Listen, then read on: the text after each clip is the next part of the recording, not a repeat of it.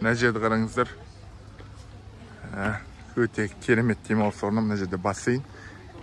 Мұхитқа қарап тұрады. Жағалауды қараңыздар. Ертегі ғой мына жер. Қалай Мальдив сіздерге?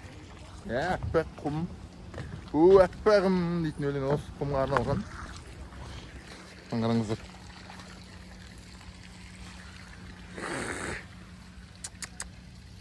Мынау бунгалолар.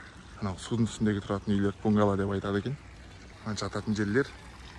Күшті, керемет, ғажап. Мальдивте адам тұрмайтын аралдар да бар. Ол жаққа адамдар кіргізбейтін аралдар бар. Олардың біраз бөліктері, былайша айтқанда, әлі де табиғи сипатын жоғалтпаған, табиғи келбетін жоғалтпаған. Ал осындай аралдар бар. Олар тек туристерге арналған. Туристер көп келеді. Білмеймін, осындай